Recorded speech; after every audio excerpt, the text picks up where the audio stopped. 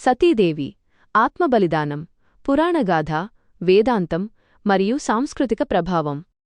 సతీదేవి కథ కేవలం ఒక పురాణగాథ మాత్రమే కాదు, అది వేద సంప్రదాయానికి, తాంత్రిక తపస్సుకు మరియు దైవిక ప్రేమకు మధ్య ఉన్న అనుసంధాన ప్రక్రియ. ఆది పరాశక్తి, తొలి అవతారమైన సతీదేవి వృత్తాంతం శివపురాణం, భాగవత పురాణం మరియు దేవీ భాగవతాలలో సవివరంగా వర్ణించబడింది. శక్తిపీఠాల ఆవిర్భావానికి, శివశక్తుల విడదీయరాని బంధానికి ఈ కథే మూలాధారం. సతీదేవి గాథ సంపూర్ణ వివరణ. 1. జననం మరియు బాల్యం. బ్రహ్మదేవుని మానసపుత్రుడైన దక్ష ప్రజాపతి కుమార్తెగా ఆది పరాశక్తి సతీ అనే పేరుతో జన్మించింది. చిన్నతనం నుండే ఆమె పరమశివుని పట్ల అమితమైన భక్తిని కలిగి ఉండేది. తన తండ్రికి ఇష్టం లేకపోయినా శివుడినే భర్తగా పొందాలని కఠోర తపస్సు చేసింది. 2. శివునితో వివాహం. సతీదేవి భక్తికి మెచ్చిన శివుడు ఆమెను వివాహం చేసుకున్నాడు. అయితే దక్షుడు శివుడిని ఒక దిగంబరిగా, శ్మశానవాసిగా, అమంగళకారిగా భావించేవాడు. అందుకే ఈ వివాహం అతనికి అస్సలు ఇష్టంలేదు. 3. దక్షయజ్ఞం మరియు అవమానం. ఒకానొక సమయంలో దక్షుడు ఒక గొప్ప యజ్ఞాన్ని తలపెట్టాడు.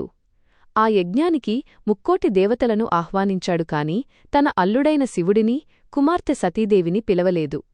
పితృవాత్సల్యంతో సతీదేవి శివుడు వద్దని వారించినా వినకుండా యజ్ఞానికి వెళ్ళింది. అక్కడ దక్షుడు శివుడిని అందరి ముందు ఘోరంగా అవమానించాడు. 4. యోగాగ్నిలో ఆత్మబలిదానం. తన భర్తకు జరిగిన అవమానాన్ని భరించలేక తన తండ్రి ఇచ్చిన ఈ శరీరాన్ని త్యాగం చెయ్యాలని సతీదేవి నిర్ణయించుకుంది. ఆమె యోగమార్గం ద్వారా తనలోని యోగాగ్నిని ప్రజ్వరిల్లజేసి ఆ మంటల్లో ఆహుతైపోయింది. 5. శివతాండవం మరియు శక్తిపీఠాలు.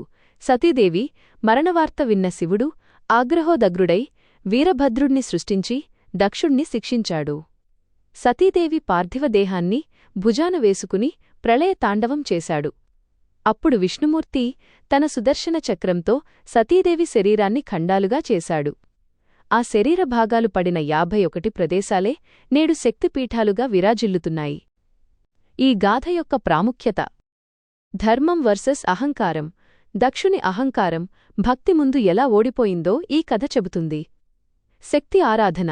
సతీదేవి త్యాగం ద్వారానే భూమిపై శక్తిపీఠాలు ఏర్పడి స్త్రీతత్వానికి అత్యున్నత గౌరవం లభించింది. పునర్జన్మ.